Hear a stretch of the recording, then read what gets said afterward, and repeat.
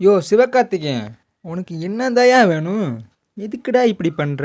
என்ன பேருக்குடா இதுக்கு பண்ணுற? என்ன இதுக்குடா பண்ணுற? வணக்கம் மக்களே.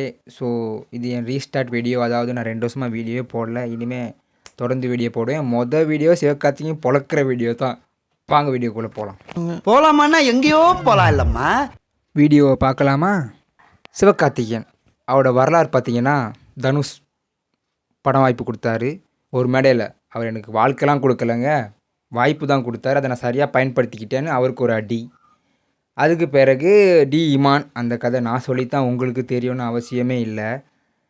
என்னன்னு உங்களுக்கே தெரியும். நல்ல நல்ல பாட்டு கொடுத்தாரு அவனுக்கு, அவருக்கு ஒரு அடி. இப்போது நான் போகிறேன்ப்பா, நான் வேறு வழியாக அரசியலுக்கு போகிறேன், இந்த இடத்த உன்னால் தான் தக்க வச்சுக்க முடியும்னு தளபதி நம்பி பாராட்டி கன்னை கொடுத்தா ஆள் கன்று நம்ம பக்கம் திரும்புகிற மாதிரியே வேலை பார்த்துக்கு இருக்காரு. இவருக்கு சப்போர்ட் பண்ணுற மாதிரி இந்த ரஜினி, கமல், உதயநிதியெல்லாம் ஆடி லான்ச்சுக்கு வேறு வராங்களாம். ஏன்டா உதயநிதி வராரு, ஓகே சொந்தக்காரன். கமல்ஹாசன் வராரு, ஓகே ஏதோ ஒரு படம் எடுத்துக்காரு, அமரன் ஒரு படம் அவனை வச்சு. ரஜினி எதுக்கு வராரு? ஒருவேளை அடுத்த சூப்பர் ஸ்டார் பட்டத்தை சிவகார்த்திகேயன் கொடுக்க போகிறாரோ? வாங்க வாங்க, நீங்கள் கும்பலாக வந்து அடி வாங்க தான் போகிறீங்க. ஏற்கனவே செம்ம காண்டில் இருக்காங்க ரஜினி மேலே, கமல் மேலே. இப்போ குரூப்பாக வரீங்களோ, அடி கன்ஃபார்ம். இன்ஸ்டாகிராமில், டிக்டாக் எல்லாமே அடி கன்ஃபார்ம். எனக்கு ஒரு டவுட் கைஸ், இந்த அமரன் படம் எப்படி 300 கோடி அடிச்சிச்சின்னு என்னால் கண்டே பிடிக்க முடியல. 300 கோடி ஒர்த்தானு கேட்டால் அந்த படம் நல்ல படம் தான். 300 கோடி ஒர்த்தெல்லாம் இல்லை. தெலுங்கில் ஓட காரணம் ஒரே ஒருத்திக்காக ஓடுனுச்சு, சாய் பல்லவி. இவருக்காகலாம் ஒன்றும் ஓடல, சிவகார்த்திகேயனுக்காகலாம் அந்த மேடமுக்காக தான் ஓடுனுச்சு. அடுத்து மதராசி வர இருந்துச்சு, அது ஒரு 200 கோடி அடிக்கும்னு நினச்சேன். அடுத்து பராசக்தி வருது, அதுவும் ஒரு 200 கோடி அடிக்கும்னு நினச்சேன். ஆனால் மதராசி நல்ல படங்க, ஆனால் அந்த படமே வெறும் 100 கோடி தான் அடிச்சிச்சு. அந்த படம் வெறும் 100 கோடி அடிக்க போகுது. பராசக்தி நீ வேறு கிளாஸ் விட்ற, அது பூரா 100 கோடி அடிக்கும். டேய் அட்டை ஃப்ளாப்டா. பிரின்ஸே உனக்கு அட்டை ஃப்ளாப் வந்துச்சு 40 கோடி. இது அதை விட அட்டை ஃப்ளாப்பாக போய் பார்த்துக்க. எவ்வளோ தைரியம் பாருங்கள். எனக்கு என்னமோ இந்த ஆகாஷ் பாஸ்கரன் ப்ரொடியூசர்காரன் வந்து இப்படி பண்ணுறதா எனக்கு தெரில.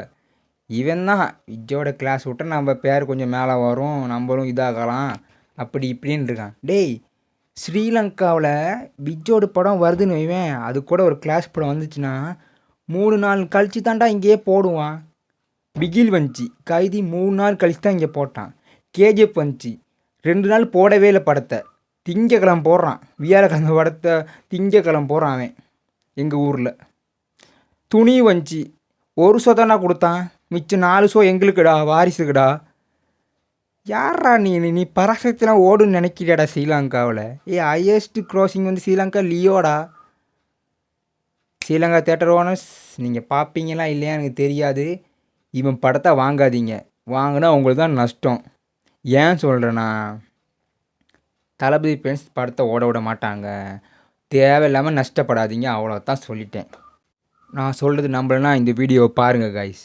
ஆக்சுவலாக என்னுடைய கடந்த வீடியோக்கெல்லாம் நீங்கள் பார்த்தீங்கன்னா தெரியும், பல யூடியூப் சேனல்காரர்கள் என்னிடம் கேட்ட கேள்வி என்ன அப்படின்னா, இது மாதிரி வந்து பராசக்தியும் ஜனநாயகனும் ஒன்றா மோதுது, இது சிவகார்த்திகேயனுக்கு எது பாதிப்பு வருமா, சிவகார்த்திகேயன் இப்படி பண்ணாரா அப்படின்லாம் கேட்கும்போது, ஏங்க இது சிவகார்த்திகேயன் என்ன பண்ணுவார், அவர் வந்து தயாரிப்பாளர் சொல்கிறது தானே கேட்க முடியும், இது முழுக்க முழுக்க தயாரிப்பு நிறுவனம் எடுத்த முடிவு அப்படின்னா நான் பதில் சொல்லிட்டு இருந்தேன். அவ்வளோ அப்பாவியாக இருந்திருக்கும் பாருங்க. இன்னைக்கு கேள்விப்படுற தகவலை பார்த்தா இந்த படத்தோட மோதணும்னு சிவகார்த்திகேயன் அவ்வளோ வேலை பார்த்துருக்காரு. அவர் தான் வந்து தயாரிப்பு நிறுவனத்தை, சார் நான் இன்னும் ஃபாஸ்ட்டாக வரேன், நைட் அண்டே நடிச்சு தரேன், ஒரு நாள் கூட கேப் இல்லாமல் ஷூட்டிங் பண்ணுங்க, எவ்வளோ வேணாலும் நான் ஒத்துழைப்பு தரேன், இந்த படம் ஜனநாயகனோட வரணும் அப்படின்லாம் சொல்லி இந்த படத்தை வந்து ஜனநாயகனோட கொண்டு வந்தாங்க. ஒருவேளை பராசக்தி ஜனநாயகன் இந்த 2 போட்டியில் ஜனநாயகனோட பராசக்தி வந்து ஒரு படி வெற்றி படமாக மாறிடுச்சுன்னு வைங்களேன், தமிழ் சினிமாவில் நான் தாண்டா நம்பர் 1 அப்படின்னு சொல்லக்கூட நினைச்சுப்பார். பார்த்தீங்களா?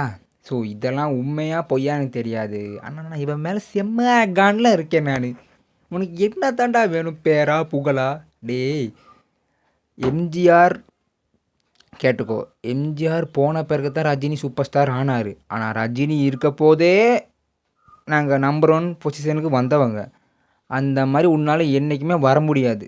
நாங்கள் போன பிறகு தான் வர முடியும். சரி நாங்கள் போகிறோம், வந்துக்க, எங்களுக்கு என்ன? நாங்கள் போன பிறகு எவன் நம்பர் 1 தான், என்ன நம்பர் 2 எவன் இருந்தால் எங்களுக்கு என்னடா?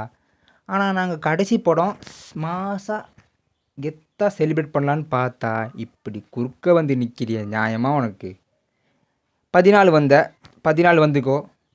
நாங்கள் 9 வாரம் 5 நாள் இருக்குது. அப்படியே 5 நாளாக நாங்கள் 100 கோடி அடிப்போம்டா தமிழ்நாட்டில் மட்டுமே அப்படின்னு நினச்சா நீ ஜனவரி 10 வர.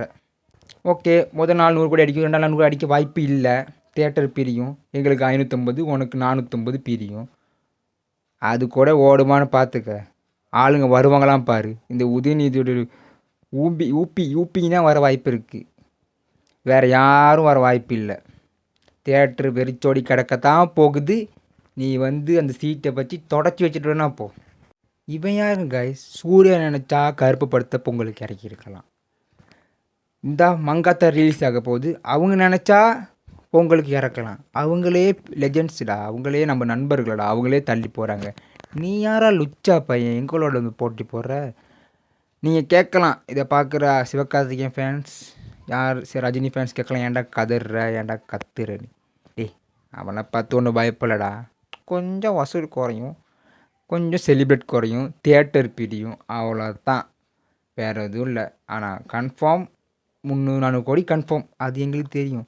டேய், நாங்கள் துணிவு கூட வந்தே 300 கோடி அடித்தோங்கடா. இங்கிட்டு துணிவு சூப்பர் படம், 200 கோடி ஹையர்ஸு கலெக்ஷனே அது தான் அஜித் தொட்டு. இங்கிட்டு நாங்கள் 300 கோடிடா. வெறும் சீரியல் மாதிரி படத்தை எடுத்துச்சு நாங்கள் 300 கோடி அடிக்கிறோம். நான் ஒத்துக்கிறேன், வாய்ஸு நார்மல் படம் தான், சீரியல் மாதிரி தான் இருந்துச்சு. அதை வச்சே நாங்கள் 300 கோடி அடிக்க போகுது. அங்கிட்டு துணிவு எடுத்து H1 எடுத்து தான் இங்கே படத்தை எடுக்கிறாரு ஜனநாயகன். அதை வச்சு நாங்கள் 400, 500, 600 போவோம்டா. நான் ஏன் அடிக்கிறேன்னா, இந்த சிவகார்த்தியும் விடக்கூடாது. ரஜினி ஃபேன்ஸ் தேவையில்லாமல் அவன் சப்போர்ட் பண்ணாங்க. நீங்கள் பாம்புக்கு பால் ஊற்றி வளர்த்துக்கு இருக்கீங்க. என்னைக்கு இருந்தாலும் உங்கள் கழுத்தை சுற்றும்டா, அது கன்ஃபார்ம். ஓகே, வீடியோ ஃபுல்லாக பார்த்த நண்பர்கள் நன்றி. இன்னொரு கேவலமான வீடியோவில் சந்திக்கும் வரை உங்களிருந்து விடைபெறுவது உங்கள் MJ. அப்படியே வீடியோக்கு ஒரு லைக்கை போட்டுருங்க ப்ரோ. சூத்து மூடிட்டு போனால் உட்காருங்க ப்ரோ. நான் 1008 டென்ஷனில் இருக்கேன் ப்ரோ. ப்ளீஸ் ப்ரோ, தப்பாக எடுத்துக்காதீங்க.